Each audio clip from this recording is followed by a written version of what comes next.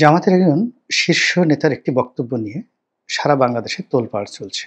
তিনি আসলে একটি বক্তব্য দেননি, বেশ কয়েকটি বক্তব্য দিয়েছেন।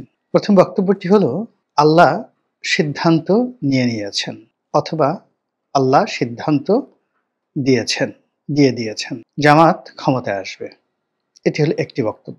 আরেকটি বক্তব্য হলো যে তিনি স্থানীয় প্রশাসন অর্থাৎ ডিসি, এসপি, ওসি, টিওনো এদের সবাইকে হুকুমের চাকর বা হুকুমের গোলাম বানানোর জন্য তার দলীয় প্রধান আমিরের নিকট তিনি আহ্বান জানিয়েছেন এবং তিনি বলেছেন, মাঠের যে অবস্থা তাতে করে যদি পুলিশ প্রোটোকল না দেয়, জনসভাগুলোতে যদি নিরাপত্তা বিধান না করে এবং আমাদের কথা যদি না শোনে, তাহলে আমাদের সফলতা বা আমাদের যে কর্তৃত্ব এটি জনগণের নিকট প্রমাণ করা যাবে না এবং ভোট পাওয়া যাবে না।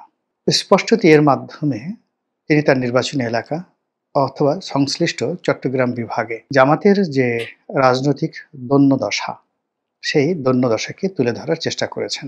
দুটো বিষয় নিয়ে আলোচনা করব, কিন্তু তার আগে গত 14 মাসে জামাত যে সকল অনার সৃষ্টি করেছে, ভুল করে যাচ্ছে, ভ্রান্তি করে যাচ্ছে, বা জামাতের যারা লোকজন রয়েছেন তারা যে নিয়ন্ত্রণহীন হয়ে পড়েছেন, এই বিষয়গুলো নিয়ে আমি যতটুকু জানি, যতটুকু বুঝি, সেগুলো খোলামেলা কিছু আলোচনা করব।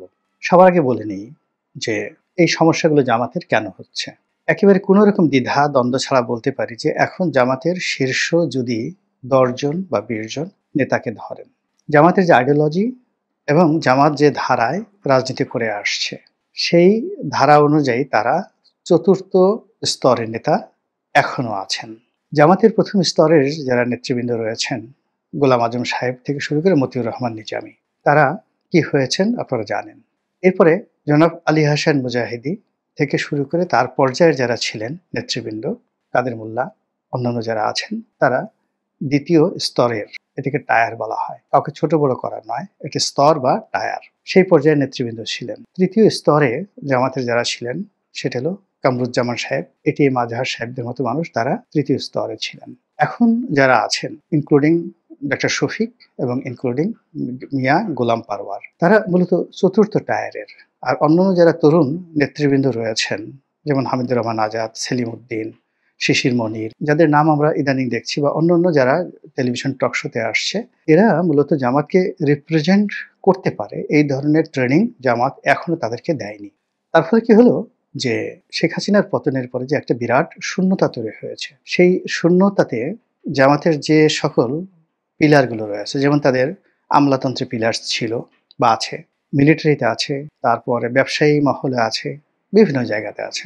তো এই মহলগুলোর সঙ্গে রাজনৈতিক নেতৃত্বের যে মেলাবন্ধন, এটি হয়ে ওঠেনি। ফলে যখন সুযোগ আসছে, যে যার মতো করে সচিবালয়ের বড় পদ দখল করা, তারপরে নির্বাচন এলাকা আধিপত্য, ব্যবসা বাণিজ্য, ব্যাংক দখল থেকে শুরু করে যা কিছু করার দরকার এত দ্রুততার সঙ্গে তারা করেছে, করার ফলে এই চতুর্থ যারা স্তরের নেতৃবৃন্দ ছিলেন তারা একেবারে শীর্ষ পর্যায়ে এসে রাজনীতি করতে গিয়ে তারা আসলে হাঁপিয়ে উঠছেন।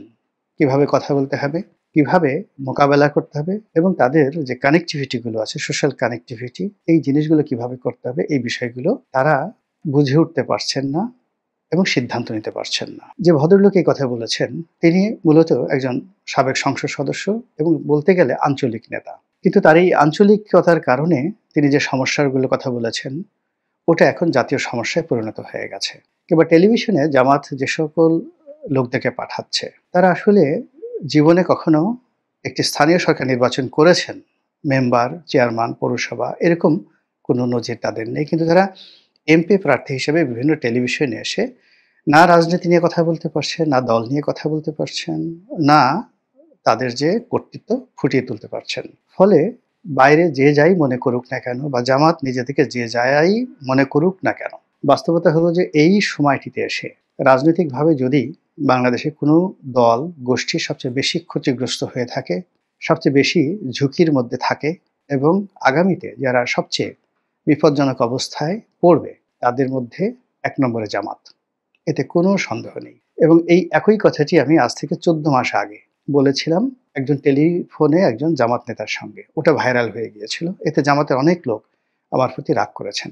এখন জামাতের এই যে নেতা, সংশ্লিষ্ট নেতা, সাতকানিয়া লোহাগাড়া অঞ্চলের সাবেক সংসদ সদস্য জনাব শাহজাহান চৌধুরী, বয়োবৃদ্ধ মানুষ, আওয়ামী লীগ জমানাতে এত জুলুম অত্যাচারের শিকার হয়েছেন যেটা বলার মতো নয়। তো তার এলাকাতে বিএনপি শক্তিশালী, পার্শ্ববর্তী এলাকাতে কর্নেল অলি সাহেব আছেন, তিনি অত্যন্ত শক্তিশালী এবং চট্টগ্রাম শহরে একদিকে ধরুন পৌর মেয়র ডক্টর শাহাদাত, আমির খসরু মাহমুদ চৌধুরী, সালাউদ্দিন কাদের চৌধুরী সাহেবদের পরিবার অর্থাৎ হুম্মাম কাদের চৌধুরী, গিয়াসউদ্দিন কাদের চৌধুরী। এর বাইরে গোলাম আকবর খন্দকার এবং তার পরিবার পরিজন তো আছেই। এইভাবে পুরো চট্টগ্রাম শহরে আপনি যে পরিমাণ আমি নেতাদের নাম বললাম, এর বাইরে আরো অন্তত ৫০ জন নেতা আছেন যারা স্থানীয়ভাবে এতটা শক্তিশালী, জনাব শাহজাহান চৌধুরীদের মতো মানুষ তাদের সঙ্গে আসলে পেরে উঠছেন না, সম্ভব নয়। ফলে চট্টগ্রাম, সাতকানিয়া, লোহাগড়া, রাউজান, ফটিকছড়ি মানে পুরো নির্বাচনী যে কটি আসন রয়েছে সীতাকুণ্ড সহ সব জায়গাতে থানা, পুলিশ, প্রশাসন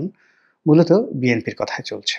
বিএনপির কথায় চলার কারণে কি হচ্ছে, ওই এলাকায় ঢাকাতে জামাত যেভাবে একটা ভাইব তুলছে, আইজি সাহেব হয়তো তাদের আছে, ডিআইজি তাদের আছে, স্বরাষ্ট্র সচিব তাদের আছে, আরো কি মানে স্বরাষ্ট্র উপদেষ্টা তাদের আছে, যে কথাগুলো আমাদের এখানে ঢাকা শহরে ভাইব হচ্ছে তার রিদম এটা শাহজাহান সাহেবরা তৃণমূলে গিয়ে পাচ্ছেন না, কিংবা জেলা শহরে অন্যান্য জেলার যে সকল জামাতের আমির আছেন তারা পাচ্ছেন না। আপনি আমির হামজাকে জামাতের মনোনয়ন দিয়ে দিয়েছেন, কিংবা আপনি মীর কাসিম আলী সাহেবের ছেলেকে মনোনয়ন দিয়েছেন ব্যারিস্টার আরমান, কিন্তু আমি আরমানের কয়েকটি বক্তব্য শুনলাম, এত ইনম্যাচিউরড এবং এত নন পলিটিক্যাল এবং এত কাঁচা, মানে এই বক্তব্য শোনার পরে মানুষকে যদি আপনি মানে যাকে বলা বন্দুক দিয়ে গুলি করেন, তবুও জামাতের পক্ষে বা এই আরমানের পক্ষে মানুষ ভোট দেওয়ার জন্য কেউ এগিয়ে আসবে না, কেবলই মাত্র জামাতের বোনাফাইড যারা ওয়ার্কার আছেন তারা ছাড়া। তো জামাত খুব ভাইব তৈরি করছে,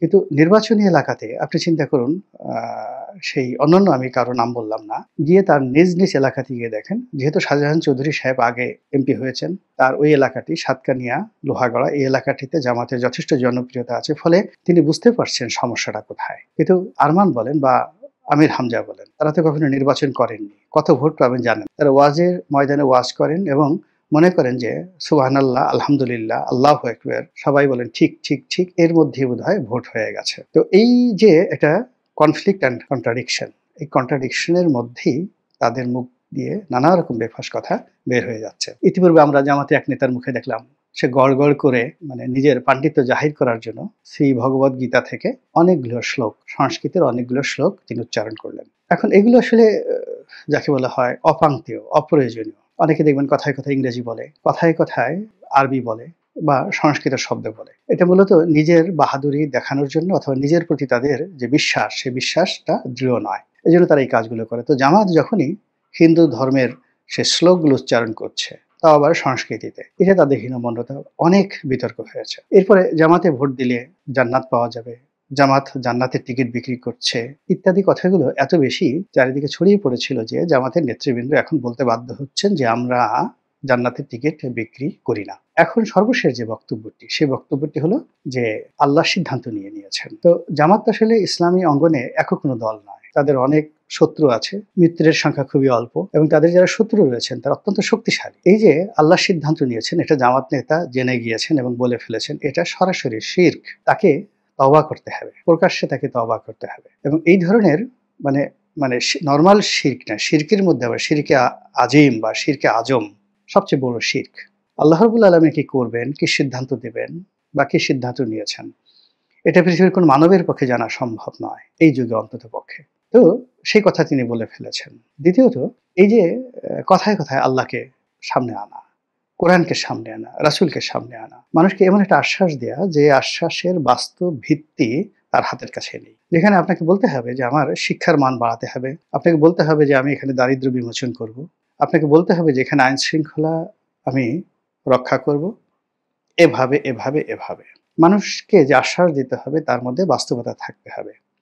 কিন্তু সেটা না করে আপনি আসমানের মালিক, জমিনের মালিক, নবী, রাসূল, পাহাড়, পর্বত, মানে এমন সব কাল্পনিক যে বিষয়গুলো নিয়ে আসছেন, অথবা ধর্মগ্রন্থে যেই জিনিসগুলো কেবলই মাত্র ইবাদতের জন্য, আপনার আত্মার প্রশান্তির জন্যে, আপনাকে স্থির রাখার জন্যে যে নির্দেশনাগুলো দেওয়া হয়েছে, কিন্তু কোরআনের কোথাও এই যে আমাদের যে যুদ্ধ, আমাদের যে বিগ্রহ, আমাদের যে জীবন জীবিকা, এই সকল ব্যাপারে সবসময় শারীরিক শক্তি, মানসিক শক্তি, সিদ্ধান্ত দক্ষতা, অভিজ্ঞতা এই বিষয়গুলো বলা হয়েছে।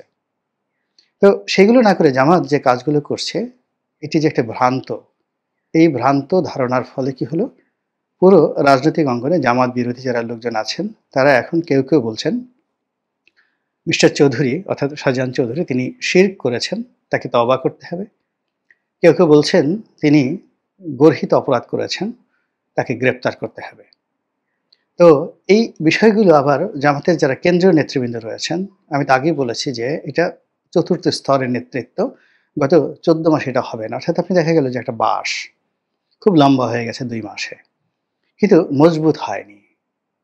গত ১৪ মাসে জামাত অনেক কিছু পেয়েছে, অনেক কিছু করছে। কিন্তু এইগুলো হ্যান্ডেল করার মতো যে দক্ষতা, অভিজ্ঞতা দরকার সেটা তাদের নেই। ফলে কি হলো? দলের মধ্যে যে সমস্যাগুলো হচ্ছে, প্রায় প্রতিনিয়ত যে সমস্যাগুলো হচ্ছে, কোর্টে সমস্যা হচ্ছে, কাছারিতে, সচিবালয়ে, পথে, ঘাটে, মাঠে এই সমস্যাগুলো কেন্দ্রীয় নেতৃবৃন্দ যেভাবে সমাধান করবেন, সেই সমাধানের প্রক্রিয়া বা কথাবার্তায় কোনো সমাধান না হয়ে বরং সমস্যাগুলো আরো জটিল আকার ধারণ করছে। জামাত সমর্থকরা সারা বাংলাদেশে যেভাবে বাউলদের বিরুদ্ধে, যেভাবে মাজার পন্থীদের বিরুদ্ধে, যেভাবে সুফিদের বিরুদ্ধে, আহমদিয়া সম্প্রদায়দের বিরুদ্ধে, আহলে সুন্নাত ওয়াল জামাতের বিরুদ্ধে যেভাবে তারা বিষোদ্গার করছেন এবং যত শত্রু তৈরি করে ফেলছেন, একই সঙ্গে বিএনপির মতো একটা বড় দলকে তারা রীতিমতো চ্যালেঞ্জ জানিয়েছেন।